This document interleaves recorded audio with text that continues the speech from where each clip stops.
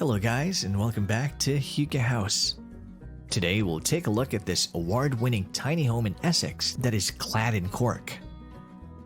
The Redshank is a tiny house that hovers above the Essex marshland on steel poles that are painted red like the legs of the wading bird that is its namesake. The unique tiny house is clad in Cork without a polyurethane coating, with the panels being weathered to a lovely soft gray color with black flecks.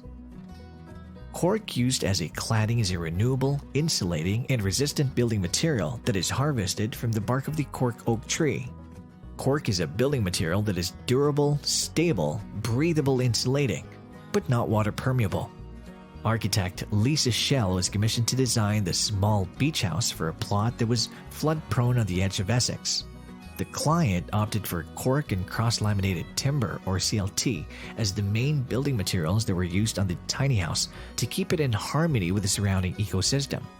The artist couple who commissioned the tiny house design, which replaced a dilapidated timber-framed 1920s beach house. The couple wanted a weekend home that would surpass the planning requirements in terms of the building control requirements, flood risk mitigation, and expectation and design innovation.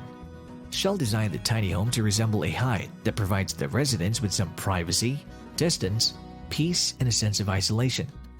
The tiny home also had to overcome a few building site challenges to include floods that recently hit the area with a few feet of water. The tiny home is elevated on red steel stilts just like a Redshank wader. The tiny home is constructed in CLT with an expanded cork agglomerate overcoat.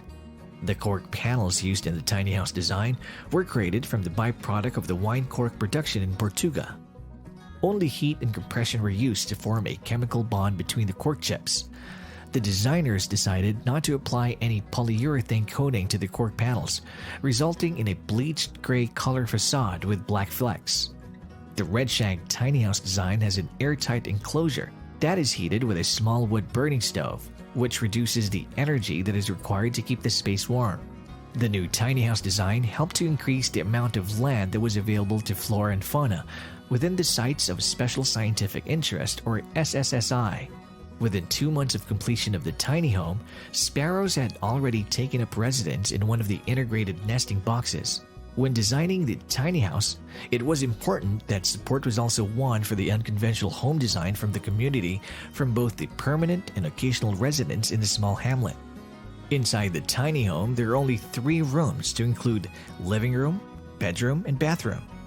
Each window in the tiny home is proportioned according to the surrounding view and function. From the large sea-facing window, wind turbines and Monsell forts can be seen, with the kitchen window framing views of the approach, and the doors onto access deck that overlooks the estuary and marsh. The tiny house also has a secret CLT sliding door that opens onto the west-facing balcony for passing through food and drink.